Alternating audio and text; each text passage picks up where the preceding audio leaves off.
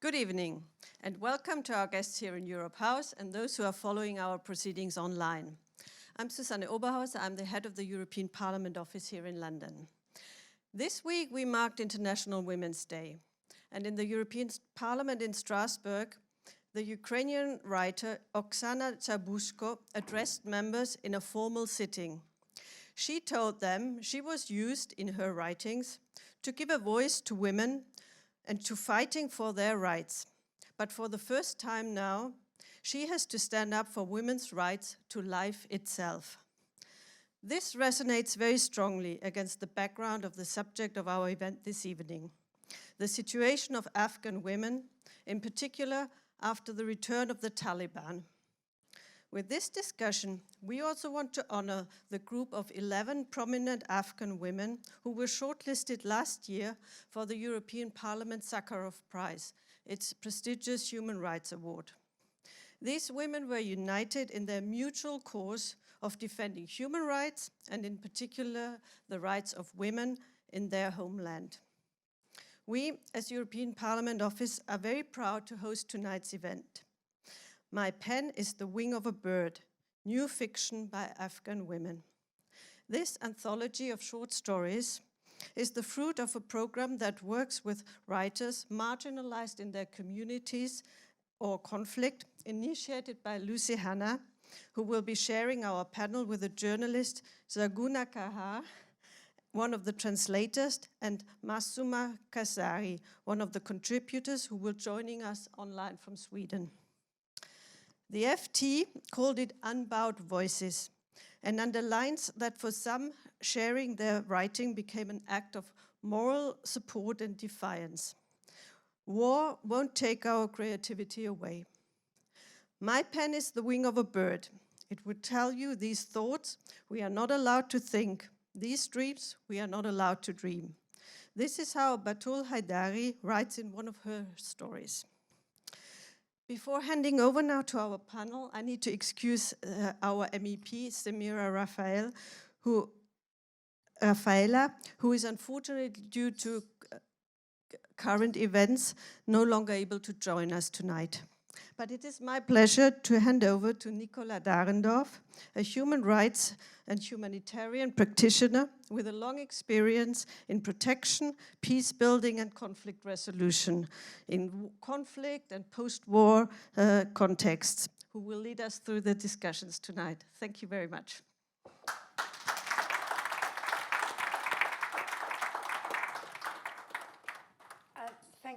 Thank you very much, Susanne, for the introduction and for setting the scene, and a very warm welcome to all of you. It's really a pleasure to see you.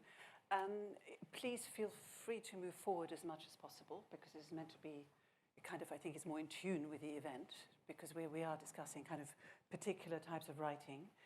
I think this event is now almost more important than ever. With Ukraine, which I have no doubt is on everyone's mind, and that's unsurprising and also very justified. But it's, I think, also really important to stay aware of other acute and present crises, such as Afghanistan, especially as so many lives and so many worlds were turned upside down only 6 months ago. Above all, how they impact on women and children, and particularly women and girls. But at the same time, and really above all, the creative expression in the middle of such a massive upheaval. Now, just to give you a quick sort of summary of how we're orchestrating tonight's event, which I think has a number of very interesting conversations, as well as, I hope, a lot of food for thought. We will hear from two of the authors. One of the authors is will be online in Sweden, I hope, and live. And the other author, it's a pre-recorded video, and she's in Afghanistan. We also have with us Lucy Hanna, who is the founder and director of Untold Narratives, which nurtured and shepherded this process really from beginning to end. Lucy has worked in a number of very fractured contexts where there has been little, if any, publishing history or creative industry. She has worked with the Commonwealth Writers, which she founded, and she also worked for the BBC. And I'm also really delighted to introduce Saguna Kagar, who translated a number of these stories. She's one of the translators of My Pen is the Wing of a Bird. She has been involved in the project in various ways also from the beginning. She's a journalist, she works at the BBC, and I think she's really focused her career working on Afghan women and speaking on their behalf. And then I'd like to introduce Masuma Kasari, who I hope will appear on your screens like magic, from Sweden. And she will appear eventually, so let me just tell you quickly about her. I'm really delighted to introduce her because it's such a pleasure to have one of the authors live with us. She is a refugee in Sweden at the moment, and we will also hear from one of her stories. And at the end, we have a pre-recorded link with Sharifa Passoon, who is a writer who is part of this anthology. And she is actually based in Afghanistan, so that's why it's pre-recorded. Now, in terms of, let me just quickly, before we move into the conversations, and there she is. Wonderful to see you. By the way, Masuma our exchanges will be translated by Zari, so we will have to work with that, yes. The situation in Afghanistan remains profoundly troubling. And there's a humanitarian catastrophe 6 months after the Taliban insurgents. All Afghan lives and the country have been turned upside down. People are facing hunger, massive food insecurity, unemployment, and a pernicious impact on women and girls. There's a shattered health system which faces multiple epidemics. And now the economy is now fairly infamously incapacitated by frozen international money. Many Afghans have been heading for the exit, that's if they can. Some were left behind and have to hide. Others are displaced amidst all of this within the country. And back in Afghanistan, repression and severe restrictions on women and girls in particular have grown since the Taliban takeover in August 2021. And some rights groups are saying that we are witnessing the attempt to steadily erase women and girls from public life. But not so when you read these extraordinarily collection of short stories, where I think the global is very deeply interwoven with the very intensely personal and also the very local descriptions. Each story provides a snapshot, and at times, at least I found, very poignant and painful details of the real lives in different parts of Afghanistan. And that is far away from the reaches of cameras and of journalists in very private spaces. This is an anthology that was very carefully, and I think actually exquisitely crafted by Lucy Hanna and her team. It began during a very different time, and oddly, it could probably be viewed as complicated with I4 NATO forces and explosions and many complicated, interlocking international and national issues. But in hindsight, it was possibly, oddly, a more innocent time. And then events changed into a deeply complex process, both for developing the anthology, but also for Afghanistan. So, Lucy, I'd like to turn to you, and it would be really helpful, I think, for all of us to hear, why did you do this? How did this project come about?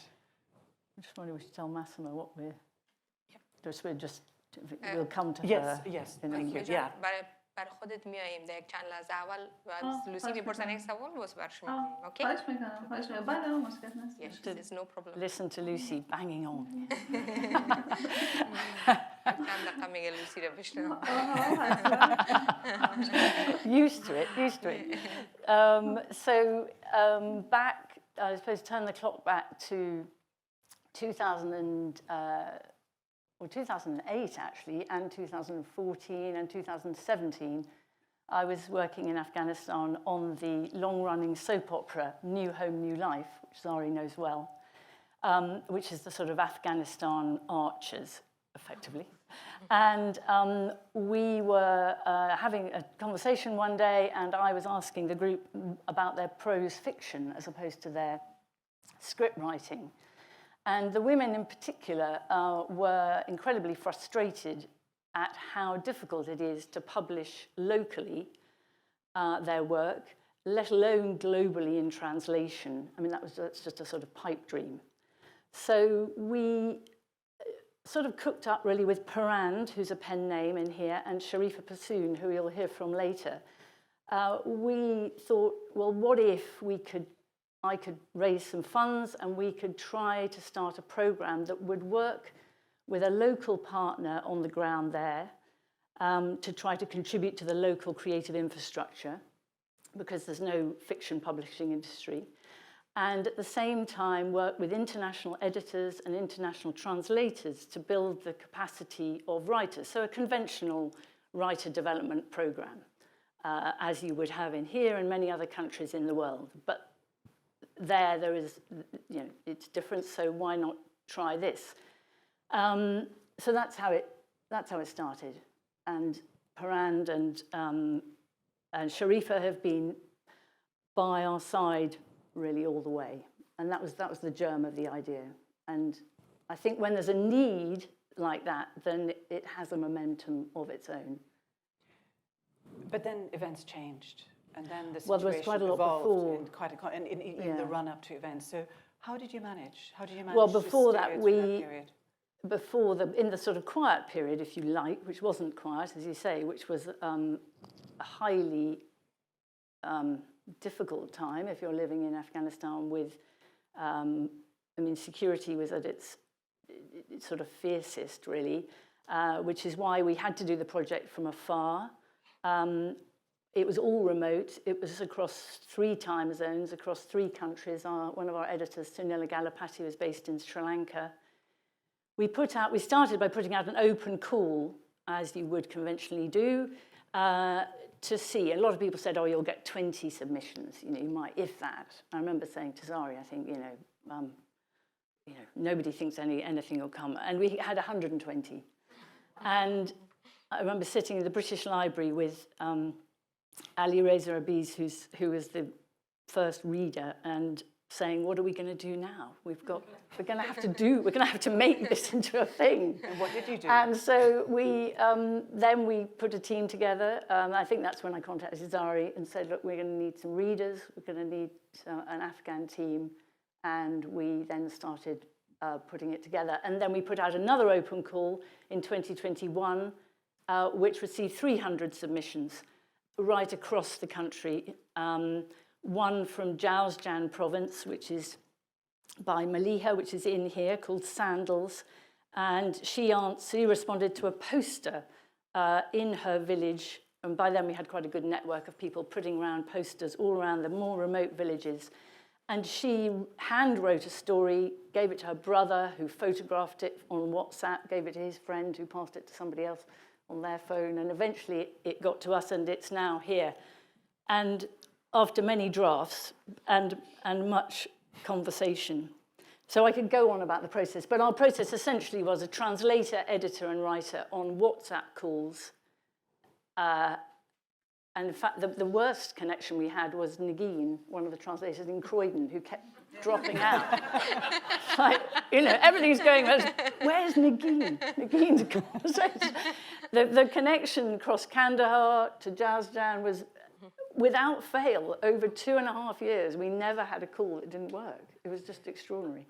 And you used WhatsApp, we used Zoom? We used WhatsApp, we used a bit of Zoom, but then internet data is expensive. And not everyone has a computer, not everyone has control of the computer in their household, but most women have a phone.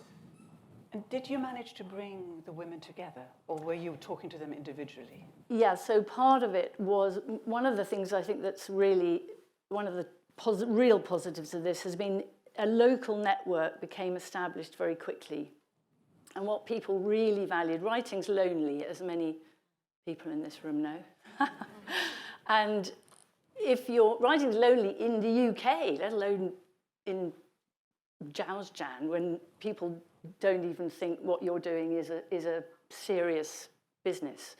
And so to be connected with, be nice to hear what Massa might say on this actually, but to be linked up with other people in the same position as you became very clearly became very popular. And now, even now, if I held up my phone, the WhatsApp group, which is still going, will be talking to each other in Pashto and Dari literally since 2019, actually. And so in the end, anyway, to cut a long story short, we worked with a group of 30 writers over that period, on and off, and 18 of them are featured in here.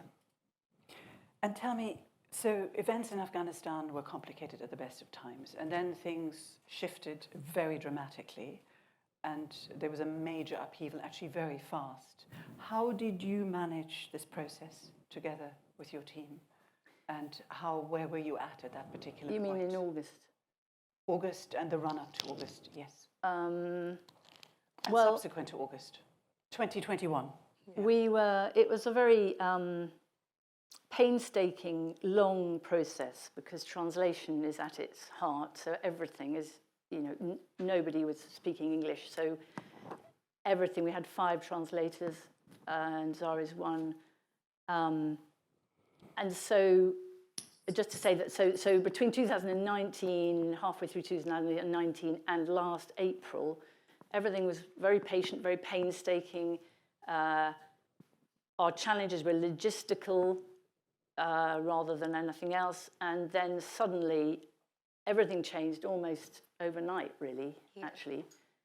It was very, very sudden. And we turned from a creative program into a sort of emergency safeguarding situation where the writers, 4 of the writers had been published on Words Without Borders in December 2020, and the Bagri Foundation, one of our funders, along with British Council and many others, had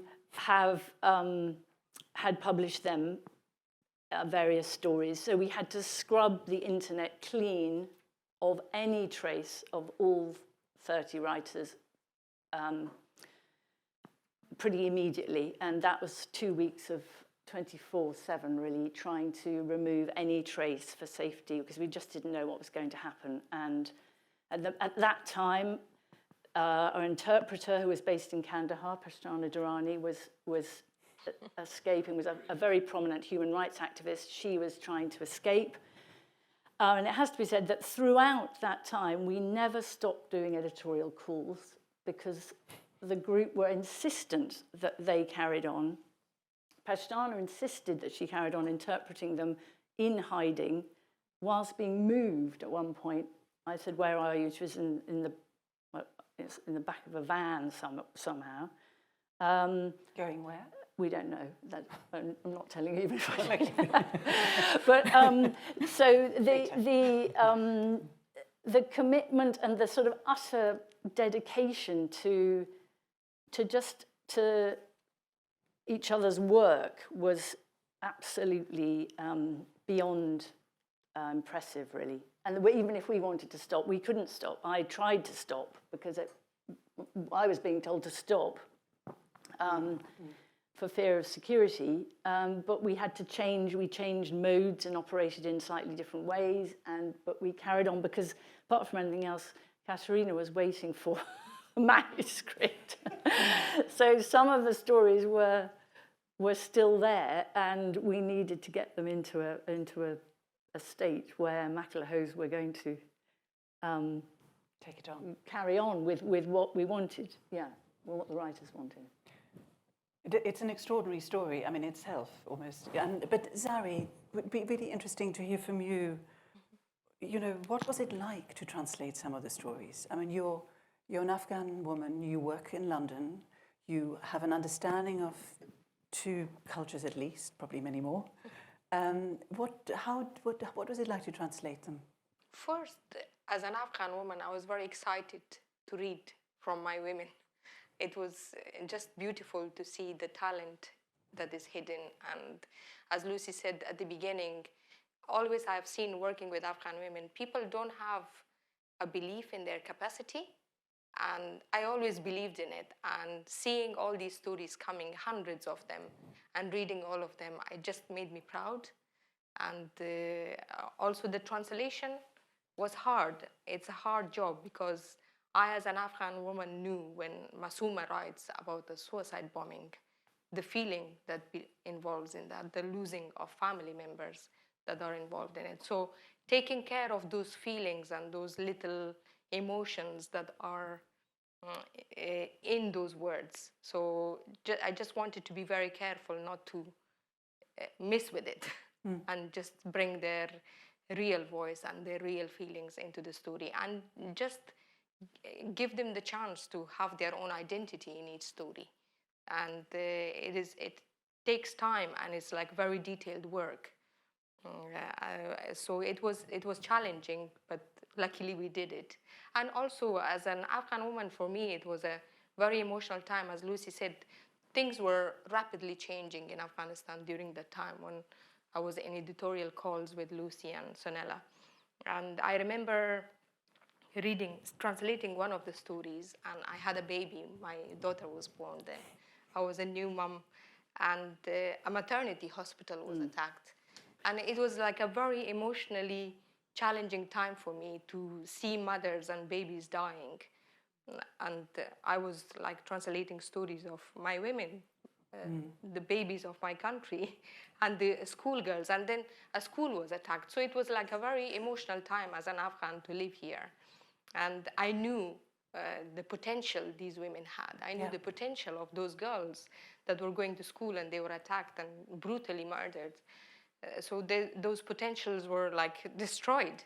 And at the same time, it was a proud moment to work on something with Afghan women and meeting them, hearing them, speaking to them in my own language. It was just because these are beautiful. fiction, we should say. They're fiction, but though, I want to come back to that. I mean, they're fiction, but they start with something. Well, that two of the is stories, relevant. and we should or give our thoughts to the maternity hospital today. Just ironic when hearing that this morning and reading Zainab's original submission, which was about that attack. Two of the stories in here are directly inspired by real life incidents. The wedding hall suicide bomb attack in 2020 and the attack on the school. But the others are fiction. But as we all know, they are all fiction. They're all inspired, but they're all about our lives. They're all about our stories, our literature, our culture. It's about how Afghanistan smells, how Afghanistan looks, how beautiful Afghanistan is. So like I believe as a journalist and as a writer myself that every fiction has a theme of something that has happened or a story that's happened somewhere and you get an inspiration.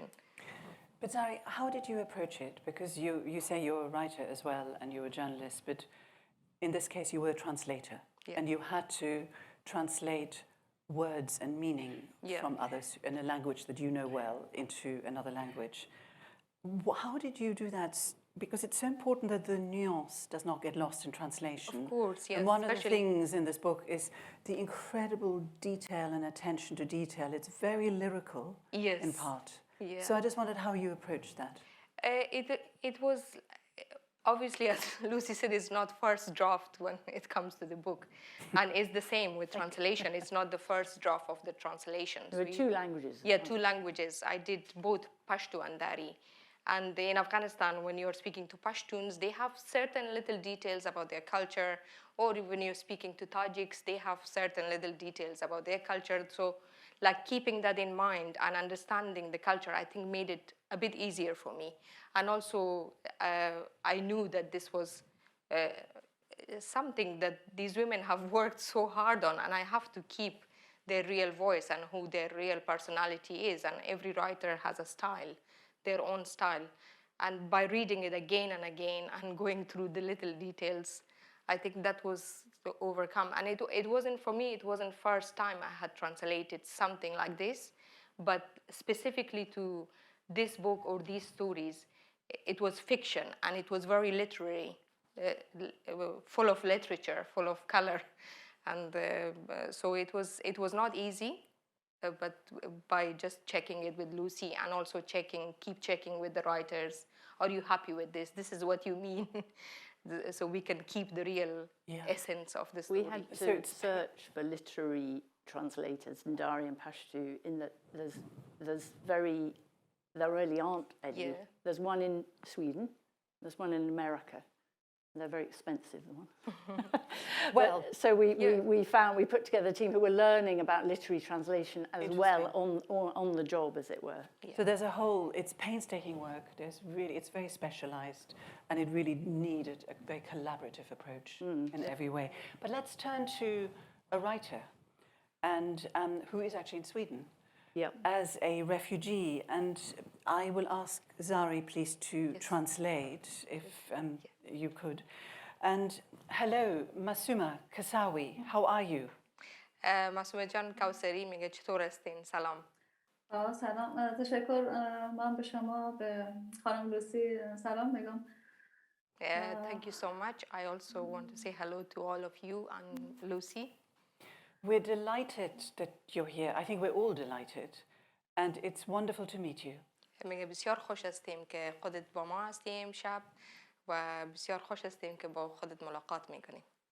تشکر. من همچنان همین احساس متقابل دارم. Thank you so much and I feel the same.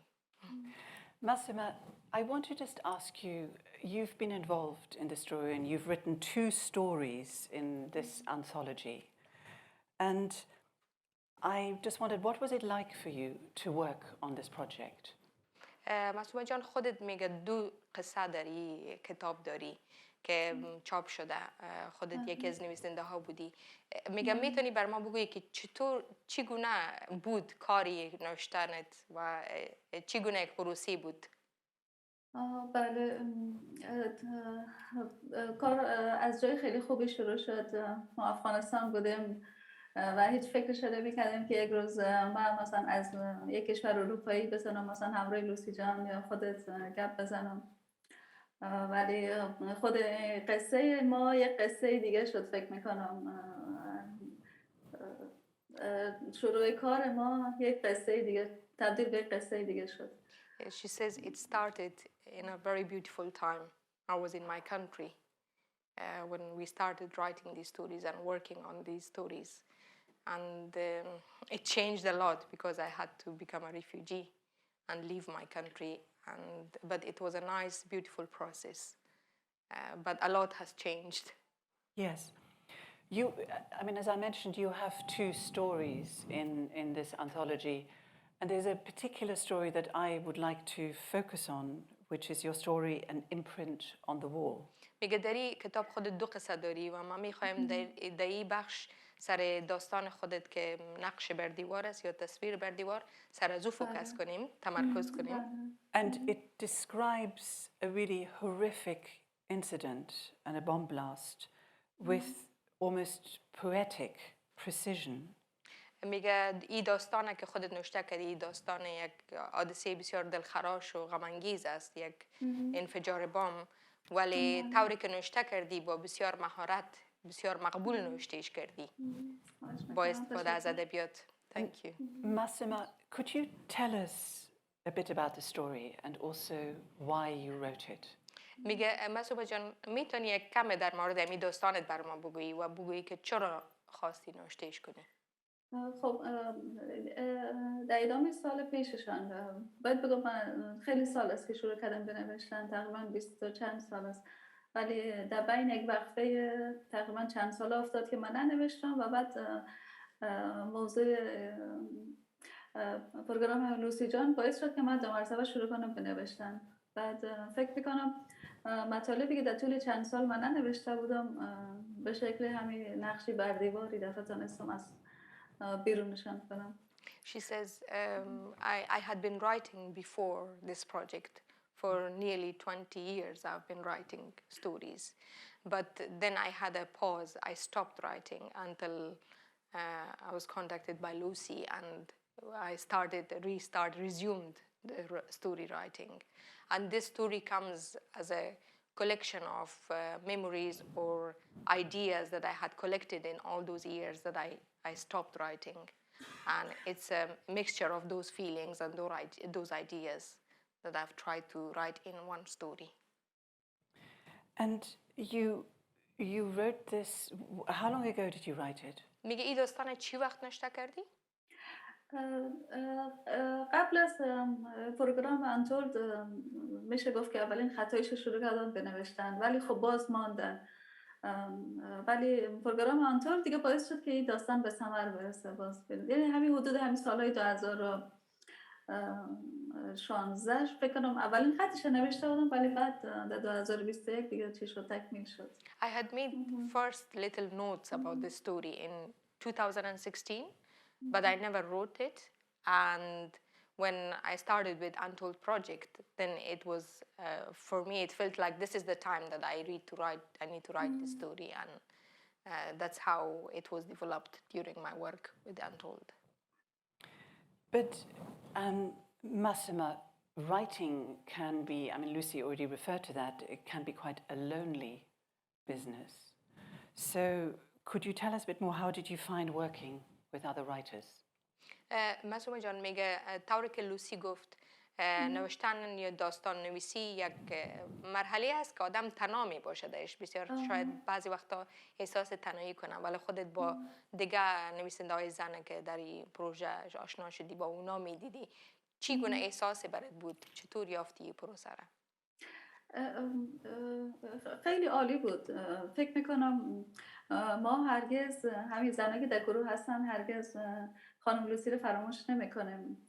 یک لطف خیلی زیاد در حق ما کردن. باعث شدن یک صداهایی که خفته بود یا بی صدا بود بلند شدن. فکر میکنم ما هیچ وقت خانم لوسی را و لطفی که در حق ما کردن فکر میکنم ما هیچ وقت فراموشش نمیکنیم. She says it was great. It was so good to be connected with the other writers, and we had never met and we had never connected before, and it is thanks to Lucy and the project that she made it possible for us to be in a group and to be connected and to not feel so lonely when you're writing. And it was just amazing, and I don't think any of us will ever forget the kindness of this project and Lucy. Well, we will applaud in a minute. It's not the point. We're meant to be applauding the writers, yes. Massima, you now live in Sweden and you're a refugee. میگه حالا مسومه جان خودت در سویدن هستی و یک مهاجر هستی دیگه. بله، دفعه چندم است که مهاجر میشم. Yes, it's a few times I've become a refugee. Right. But you're displaced, and so you've been displaced a few times. How are you managing to write? Or will you write some more? میگه حالا که خودت مهاجر هستی و به یک بار دیگه هم بی خانه شدی، بی جا شدی، آیا نوشته میکنی عالم داستان؟ بله حتما. الان داری؟ حتما بله. حالا کدام چیز نوشته داری؟ هنوز شروع نکردم، ولی خب زیاد چیز هستن که بعد نوشتشن کنم. چرا؟ شروع نکردم. Definitely I will be writing. I haven't started writing yet, but there are a lot of things that I need to write. That you need to write. Yeah. Massima, thank you. We're going to, I'm going to stop for now because we will now ask Zari to read in English an excerpt from your story, an imprint on the wall. ما امروز خودت استاپ میکنیم. ما یک بخشی از داستان خودت میخوانم که به زبان انگلیسی است. But stay because there will be questions for you later. بعد لطفاً باش چون همگی میخوای از خودت سوال کنه خب. That day on the side of the street, she said her goodbye to everyone. Rana had chosen her path a long time ago, that if she did not succeed in the concours examination, she would not accept a path in life that would take her to a place where she would feel foreign. She had made her decision while she was still in Iran, long after her father was taken captive by the communists for his beliefs. She was living with her family in Mashhad where by then they had been for years. One day after school, as she was sweating under her black chador, feeling weary, her friend said that she was tired of this place and wanted to leave. Rana had agreed. I would like to go too, to my father, to my forebears and my identity. Her friend had laughed at her and said, I am going to Germany to find myself a new identity. I'm tired of this chador, this hijab, and everything here. I want to build everything anew. I wish to go to Kabul, Rana had said. My father is alive. He is not Taliban anymore. He is in the parliament. He is the people's representative. I will find him, and I am sure that my wounds of loneliness will heal. In time, she did find him when she returned to Afghanistan at 21 years, a year before she started her studies in architecture. His appearance had changed. The white hairs of age could not be hidden by him shaving his beard and mustache. And she doubted if she had ever seen her father in a white shirt, suit, and a tie, the way he was dressed that day. She had asked him, do you have a daughter with the name of Rana? But he had changed only in appearance, not in his belief. He was silent, and the memory of his words ran through her head. I just could not leave my inheritance to my daughter. She left him and went to Sangcharak, to the village she had left 17 years before. She found that almost everything had fallen to the ground. The graves of the nameless remained intact, but the houses, the streets, and the gardens were now dust and stones. Thank you. Thank you, Zari.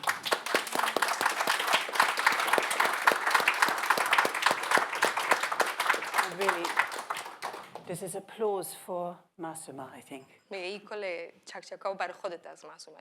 Thank you. تقدیم بکنم به لوسی. She says, I represented to Lucy. Zari, thank you very much also for reading. I just want to turn to you now just for a second, because we talked earlier about translation. But I'd like to sort of get your take on what the main themes are that struck you when working on the project. What have you taken away from the process? Yeah, there are like stories, there are different stories. There's stories of love, stories of identity, as you heard, stories about friendship, the little jealousies that are involved in some friendships. There are stories of being a woman in a country like Afghanistan. There are stories of being born as a girl and not being welcomed in your family. And they're just there. And in whole, you can find stories that will relate to all of you here, like a lonely mother whose children have all gone to Europe because of a better life, and she's living alone in Kabul, and she's just connecting with them through Skype, through a video call, and they just see each other's presence. So it's stories of us as human beings. We have different cultures and different style of living, but at the end we are human and we do the same things. So these are stories of and also feelings of Afghan women, how they feel if you're not if you don't want to be a woman anymore, you know.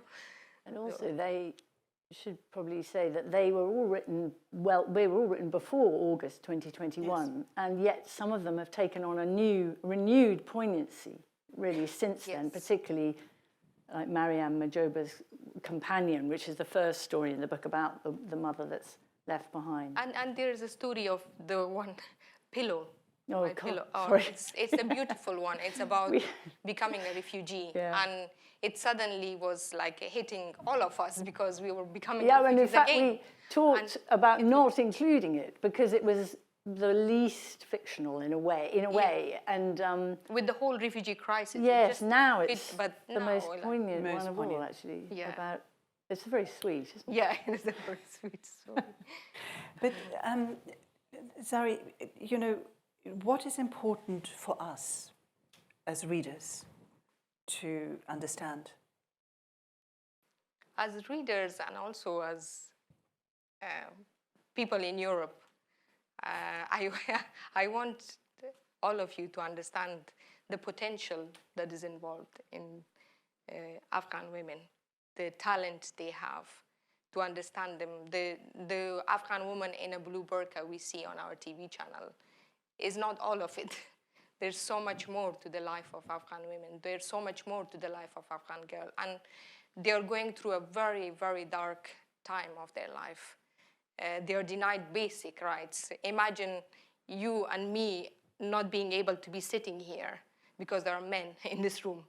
That is what they're denied.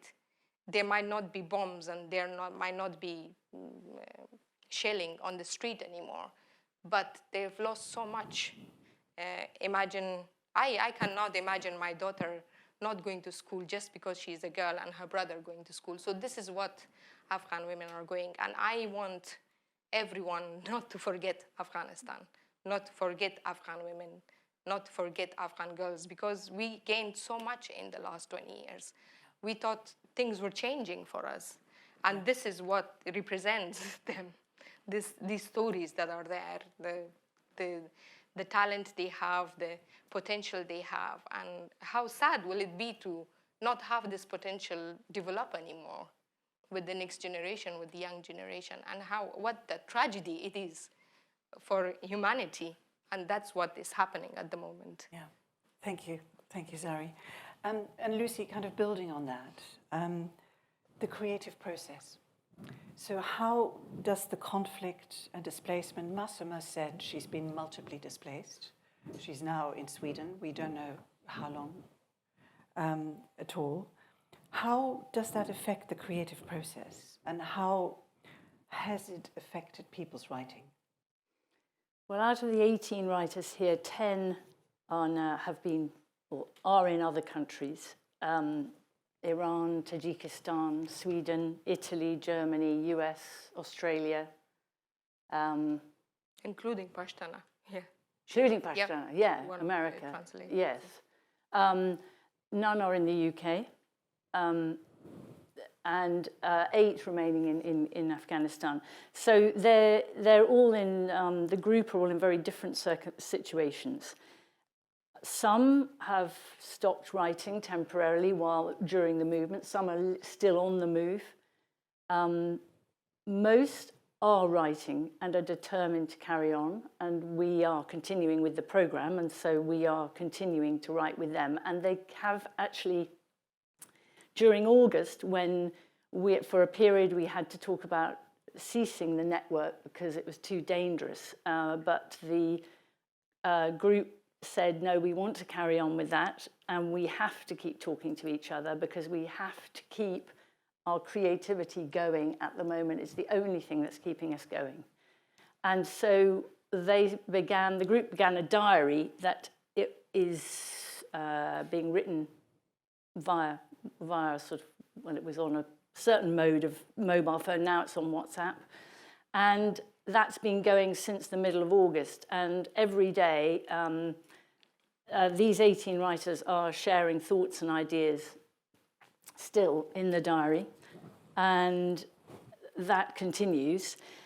And meanwhile, they're writing to a greater or lesser degree. I mean, Mariam Majobo has sent a news story just this morning, despite the Taliban having searched their houses last weekend. And in the diary, there are accounts of people having to soak their notebooks. I think we saw that, didn't we? There were sort of balls of blue paper to erase the ink. Sharifa was getting out a burqa that she hadn't got out of a drawer for 25 years and wondering how she could put it on to go out into the street. So the diary is very raw and very sort of the moment. But the best thing about it also is that people are sharing story ideas and encouraging each other to keep going. And I know Massima will keep going because Mashma is one of the most prolific of the group. And Massima was saying, maybe you want to just quickly summarize that we're talking about the creative process and what happens as a result of the event. معصومه جان لوسی و نیکولا در مورد از اینکه میزنه که چطور پروسه را ادامه میتیم. لوسی از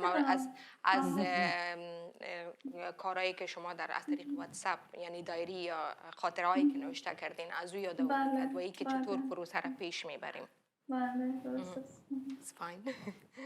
And how you said earlier that Massima, that you were thinking of writing something. You have many ideas. Have you managed to write anything since you left Afghanistan? میگه خودت پیشتر گفتی که بسیار چیزایی هست که باید بنویسی. مسائل هست که باید سرش نوشته کنی. آیا از زمانی که افغانستان ترک کردی نوشته کردی یا نه؟ نه متاسفانه دیگه چند ماه نتونستم چیزی بنویسم. She says sadly I haven't. But she's been I'm not the surprised. diary. Yeah, but اما در خاطرهایی که نوشته میکنین از طریق واتساپ نوشتی چیزایی؟ تا یک مدتش تونستم بنویسم بعد اونم دیگه اونم نتونستم ادامه بدم. She said for a while I did contribute and I wrote, and then after that it just stopped. So we have to. So everyone in the room is urging her to carry on. You have to. کلگی که اینجا هستن همگی شما میخوای که نوشته کنی روان کنی دیگه. حتما چرا. There's 5,000 people here. You can't let them down. But Massima, we're going to now turn to one of your colleagues who is unfortunately not here today, and we have a pre-recorded video. And I think, again, that highlights quite a number of different issues. And I don't know, again, I'm sorry, Zari, again, would you read an excerpt from Sharifa Passoon, The Late Shift? And we will then have in a minute, I'm just looking at the wonderful technical people over there, we will have the pre-recording of her statements. And yes. You want me to read first? I think we just set that would be up. nice. A little bit. Yeah. Set up the and if you could story. explain about the story. This is one of my most favorite stories. That's why we chose it. And I'm glad that you guys put it. This is about a young mother who is a TV presenter. And she is working during a time when Kabul was attacked by rockets. And it just has beautiful details of a day of her life during that time when she goes and gets prepared for reading the main news at 8 p.m. in Afghanistan. And the whole journey, her daily journey of her working life, and the way she says goodbye to her son, and the way every moment she risks her life with doing this job. So it's about, a very prominent Afghan woman, I think. Yes. Yeah. And I will read a little bit. Sangha was alone in the room, looking out of the window. She saw that it was now dark. She didn't like being alone, so she made her way to the newsroom. At the top was the editor's desk. He usually stayed behind his 8-hour shift. This was an important office, and everyone from the editor to reporters, producers, and support staff even were paid for overtime. As Sangha entered the newsroom, she greeted her colleagues and went straight over to the long desk in the middle of the room. One of her colleagues told her that not all her notes were ready yet, but she could have the ones that were. Sangha was busy marking the scripts and reading it aloud when there was another whistling sound, followed by a huge explosion. This time the rocket had hit the technology building, newly built, just behind the National Radio and TV headquarters. The explosion was so powerful that it shattered the windows of the newsroom. A sharp breeze blew in. It was still autumn, but the weather was cold. Someone opened the door and said, "All of you, go to the lower floor now. It's possible that more rockets will strike." Everyone began panicking and left their seats. Most of the staff took their pens and papers with them as they hurried out, but Sangha left her notes behind on the table. Someone came close and whispered in her ear, "Don't be scared. Everything will be fine." Sangha said, "I have seen many rockets. They land every day. I'm not scared of rockets. I'm scared of God." No sooner had she finished her sentence that another rocket landed, striking the front of the nearby administrative building. If you looked down from the newsroom window, you could see the building's rooftop. As Sangha reached the door of the newsroom, a piece of shrapnel hit the chair that she had been sitting on only a few seconds earlier. Thank you.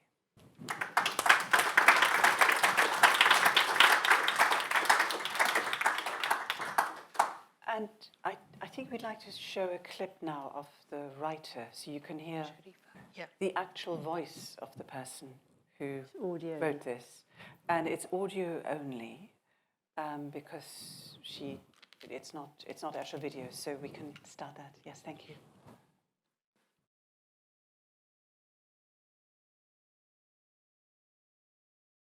دوستانو د کیسو لوستونکو د کیسو لیکوالو او د کیسو خپرونکو السلام علیکم.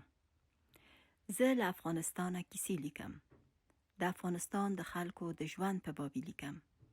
دا کار سخت زړه‌توب غواړي ځکه چې پرته له شکه یو درد او ژور خفګان پکې پروت دی.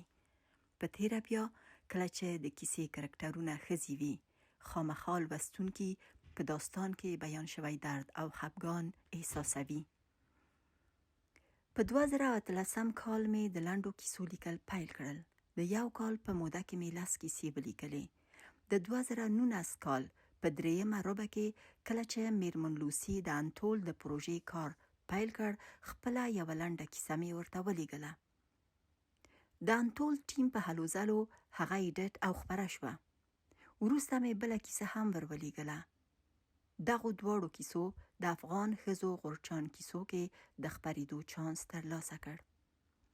په دې کیسو کې مې د جګړې په کلونو کې د افغان عادي او معمولی ښځو ژوند انځور کړی چې څنګه د جګړې او خطر نه ډکو حوادثو په لړ کې کار، فعالیت او زده کړې کوي او خپلو اهدافو ته د رسیدو په خاطر زیار باسي.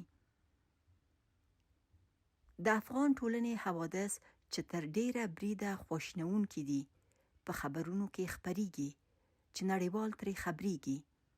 خو زما هدف د دې کیسو د عادي کرکټرونو د ژوند پیښې او د دوی په ژوند کې شته ننګونې دي. که ونه لیکل شي ښایي څوک ترې خبر نشي. په افغانستان کې ښځې له داستان لیکلو سره مینه لري. دوی کیسې لیکي. ننګونې شته. دلته تیرو 20 کلونو کې د لیکوالو اتحادیه نه وه چې لیکواله دې ورشي خپل آثار هلته وروړي. دلته د لیکوالو دپاره د کیسه لیکلو په برخه کې ورکشاپونه او یا داسې غونډې چې د هغوی کیسې دې ولوستل شي، هغه دې نقد شي او یا هم چاپ شي. د یوې لیکوالې په صفت زه خپله نه پوهیږم چې کیسه مې چاته د نقد، ایډیټ او خپرولو په خاطر واستوم. که شخصي اقدام کوم دا کار پیسو ته ضرورت لري. انټولد په دې بریالی شو چې افغاني کیسه لیکوالې په یو ګروپ کې تنظیم کړي. د دې ګروپ له برکته ما د خپل هیواد لیکوالې وپیژندلې او رابطه مې ورسره پیدا شوه. د هغوی کیسې مې ولوستلې. اوس مهال ژوند زما په وطن کې بدل شوی. شپه او ورځ د ډزو، بمبارد، چاودنو او د امبولانسونو د الارم غږونه نشته. خو نورې زیاتې مسئلې شته. له پخوا نه مې هوډ د لیکوالۍ دپاره غښتلی شوی. غواړم د دغو ټولو بدلونونو په باب ولیکم چې راتلونکي نسلونه او نړیوال ترې بې خبره پاتې نشي. ډېر د خوښۍ احساس لرم چې د نورو افغانو ښځو لیکوالو ترڅنګ زما کیسو هم د خپرېدو بخت ترلاسه کړ. دا کیسې په انګلیسي ژبه وژباړل شوې. نړیوالو لوستونکو ته وړاندې شوې. نن ورځ د انټول ټیم زما قلم د مرغۍ وزر دی د کتاب کارت د خپرندویه مؤسسې په مرسته سرته رسولی دی.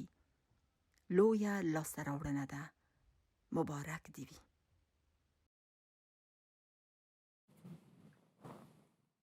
Thank you so much.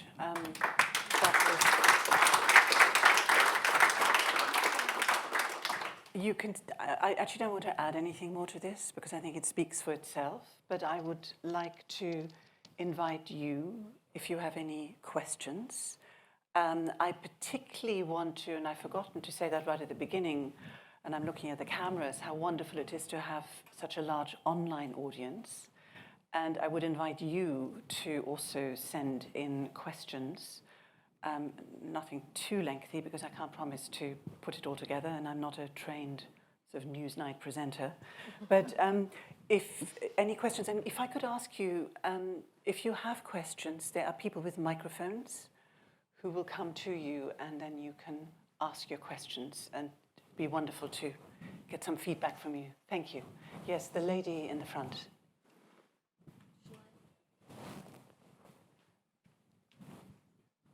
Thank you. This is really moving and also really gives huge courage, admiration for the courage of and the resilience of the women who keep writing.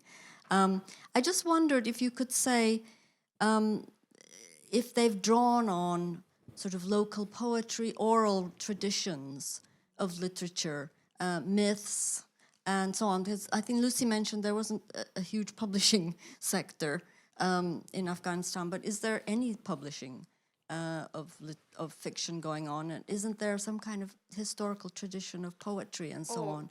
That. Yeah, I was just going to say there may not be publishing industry, but there's a vast Yes, history yes. of literature, which is We have a very rich history of literature, poetry, and specifically the involvement of women in that, the women that have taken part in poetry. We have had very, very poignant poets like Rabi Balkhi, like Nazoana in our history, who recited poems during the war during the British Empire. And Rabi Balkhi was in love and she was killed for that crime. And she wrote her poems on a wall, and her shrine is still in the north of Afghanistan, which I have luckily visited. I wish she was alive. And also in the new generation, we have had really, really strong poetry by women. They will get published in local magazines or local papers sometimes, but not as much as men get published or they get valued. A lot of women, Nadia Anjuman, she was a young poet, like about 15 years ago. She was murdered for reciting poems about how she felt as a woman. So they take a risk with writing, but we have a rich tradition of storytelling. Women, grandmas, they spend the long winter nights in telling stories to grandchildren and to family members. They sit together, and that's how they spend long nights. So a tradition of oral storytelling. Yes. Lucy. But it tends to stay, correct me if I'm wrong, in the home more. That's the sort of difference, I suppose, in this. And I should say that originally we were working with a local partner, so had last August not happened, this book would be published in Pashto and Dari. But sadly, we're not able to do that yet for security reasons. But as such as publishing house that you could go and you present your work, doesn't even exist for men properly. So a lot of books that are getting published, you have, as a writer, you have to pay to get published. It's not the other way around here. So it's quite a difficult process. And also you have to have connection, you have to have the freedom, which many women, especially in the provinces, far away regions, they might not have that. And some of these stories are quite taboo. I mean, one is exploring transgender in here, and you wouldn't probably want to set about doing that at the moment. Yeah. And it crosses lines. Yeah. It crosses lines that completely are not permissive. There were some more questions. The gentleman behind. You've answered it. I just wanted to ask about local readership. Right. Are there any other questions or burning comments? Sorry. Somebody, oh yes. No? I mean, somebody looked excited. Please, go ahead. Okay, one person there, sorry. Thank you. Well, thank you very much for sharing this with us. Where do we go from here? It's wonderful to hear that you've got further work coming through and further collections, and it's also wonderful that you've found your voices, or you have an opportunity to express your voices. But obviously, the situation in Afghanistan is desperate. Where are things going? Lucy, would you like In to which first start, department? and then we have I mean, in the country or in the In the writing? Well, in terms of the lot of women in Afghanistan today, you know, and you've given us a real insight into the lives that people have been leading. I appreciate that it's fiction, but inspired by reality. But is it going to be more of the same in the future? Is there hope that things can change? One thing as an Afghan I've learned that we never give hope. We lose, we get hit badly, and then we rebuild. That's what we have done for the last 40 years, people of Afghanistan, and especially women and girls. I know for a fact that there are underground schools for the teenage girls who are not allowed to go to schools. There are underground trainings done by women for girls in local communities. So those things continue to go on, but on a large scale, as I said, it's a very disappointing time for Afghan women, and they definitely feel left and forgotten by the international community, by the people who promised them. They show them a beautiful world outside, and a lot of the girls that I spoke to, they were like in their 20s, and they grew up in the last 20 years, so they didn't see the dark time of the Taliban before. So it was just like a shock for many, and leaving your country, leaving everything behind, starting from scratch. I know many of my friends, they still live in hotel rooms for 6 months now. So, and those are families with kids, with children who need education, who need many things. But in terms of writing, I think it will continue. And sadly, as an Afghan woman, I will say that our writings will still be sad. They will be about tragic topics. Maybe we could turn to Massima, because maybe you could ask her where she thinks things are going for women writers. Can we just stick to women writers, because it's quite a big question I think you've asked. میگه که به نظر خودت سوال میکنن که آینده زنای افغان، خصوصا زنای نویسنده را چگونه میبینی؟ دخترایی که میخواستن نویسنده شون، آله در این شرایط فعلی. یکی از خبرایی که من پیشترم در اسکایپ ماندم در صفحه ما راجع به این بود که یک مسابقه داستان نویسی در شهر بلخ مزار شریف برگزار شده بود که در اون 3 تا از دختر خانم‌ها نفر اول، دوم، سوم شده بودن. راستش حوادث افغانستان قسمی پیش میره که هیچ فکر میکنی که هیچ نمیتونه پیش بینی کنی. 6 ماه پیش ما حتی فکرش هم نمیکردیم که در یک شب سرنوشت ما رقم تغییر بخوره و تمام 20 سال ما پس برگردیم به نقطه اول. با اون خاطر خیلی سخت است نظر دادن، خیلی سخت است حرف زدن، چون نمیفهمم هفته آینده چی خواهد شد، ماه آینده چی خواهد شد، مثلا زندگی ما چه رقم میشه، ما به کجا میافتیم. She says it is so difficult to think what will happen the next day when you're an Afghan. 6 months ago I was in Kabul and my life suddenly changed. And I didn't expect it. So it's very hard for me to think like what the next moment will be in our life. But then I heard the news today that there was a writing competition between writers in North Afghanistan, and 3 girls participated in that. So that made me a little bit happy. But it's a very challenging time for us, because to keep happy or to keep hopeful is a bit hard at the moment, because we don't know where our lives will be. Thank you very much. Are there any other... Lucy, did you want to add to this? No, I think, well, we intend to carry on as you'll find a leaflet on your seat. And so there you are, you know what to do. And so we intend to carry on, because we're not going to, I think that's the not the trouble, but the challenge of doing something like this is that it's impossible to detach, really, when we become so closely involved in a way.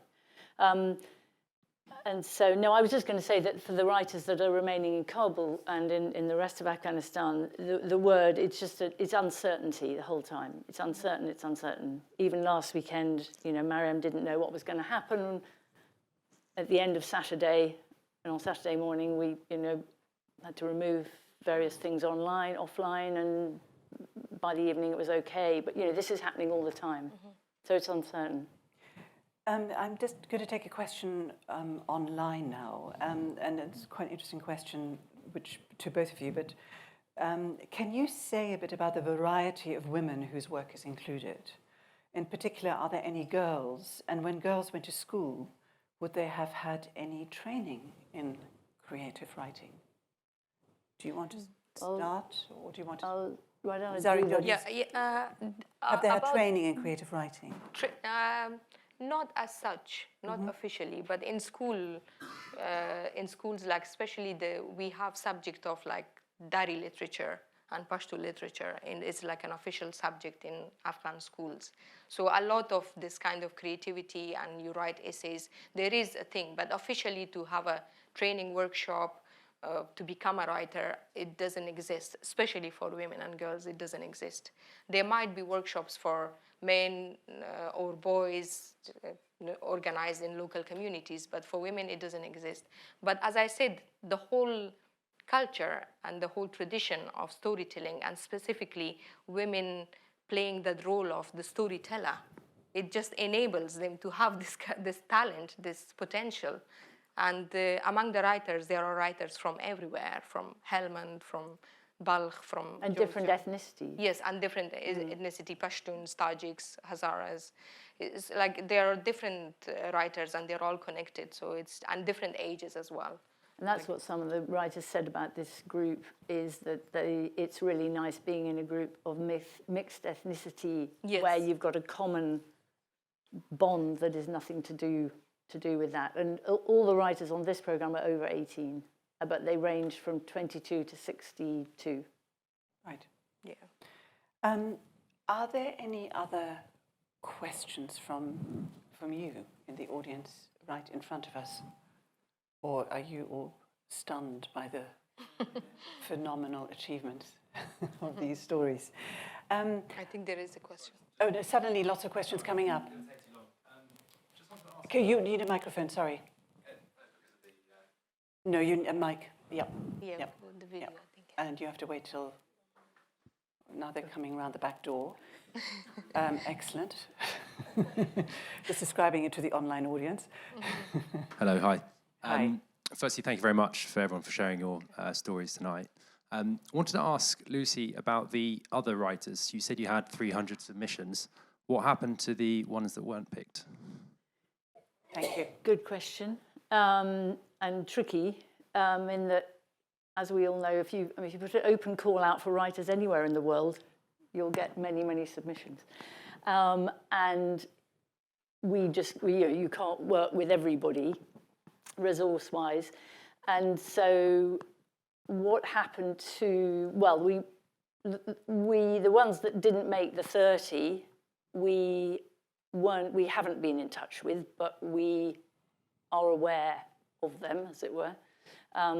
But I don't know, is the truth. I mean, I know what's happened to the 30, 35 that we've been working with, but not the others in the recent past.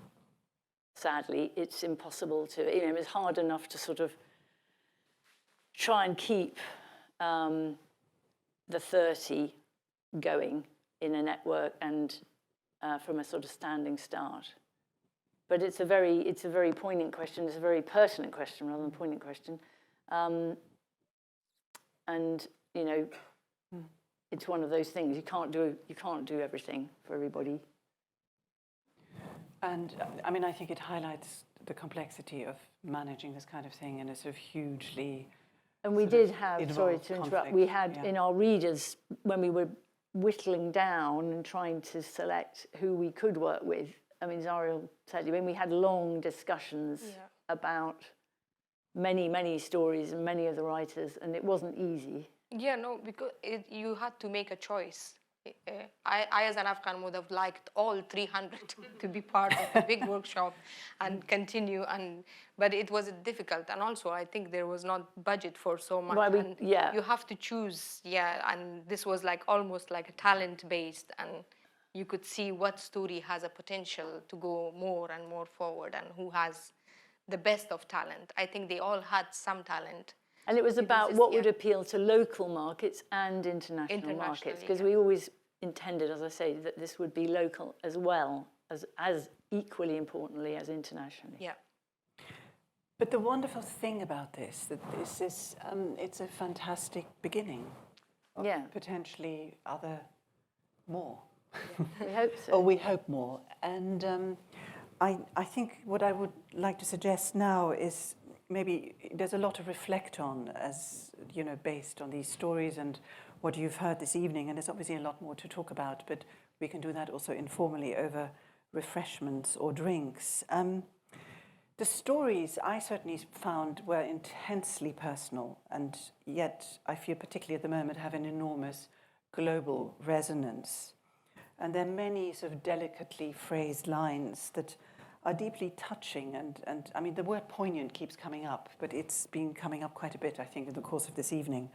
And there are also very graphic descriptions of dreadful incidents that are suddenly infused with poetry. So there's a lot of curious tension in all of this. But I think these stories show how much Afghan women could again say and do, if only they could. So I'd like to leave it at that and like to extend a hugely warm thank you to the writers, to Sharifa, Masuma, and all the other writers, and I'd like you all to please applaud all of them.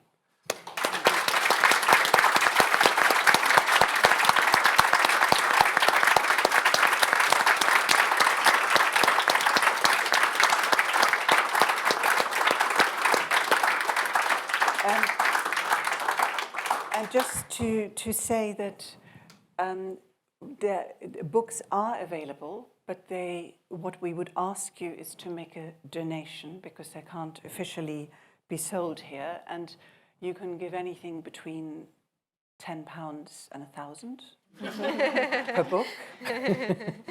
I do think it's really worth it. I think it's an extraordinary read, and I think it reminds us of a sort of, you know, of a humanity and a way in which it's quite empowering to read in many ways. Now, just to say to those online, because you won't have the copy in front of you, the book is published by Sakharov Press, and I encourage those online to buy it through your usual channels. I won't mention any names. And you look up My Pen is the Wing of a Bird. And thank you all so much for joining this evening. And please join us for drinks. And I'm sorry you can't join us online. We'll say goodbye to Masuma. Yeah. Oh, and oh my God, the most important person. Thank you. Bye, Masuma. Masuma, I'm sorry you can't be with us now. انشالله میبخشی که اینجا همراه ما خودت نبودی و از طریق ویدیو آمدی ولی بسیار تشکر از شرکتت از اینکه شرکت. And thank you so much for joining us. من تشکر میکنم، خیلی دیدنتون خوشحال شدم. اوقات خیلی خوشی بود، خیلی خوب گذشت. She says I really enjoyed it and it was a good time. Thank you so much. And we enjoyed you. We'll talk to her soon. زود باز میگه گپ میزنیم لوسی میگه. تشکر مسیما جان. خوش شدم که دیدمت. آرام. همچنان. خداحافظ شما. Thank you so much. Bye. کلاگی بای بای.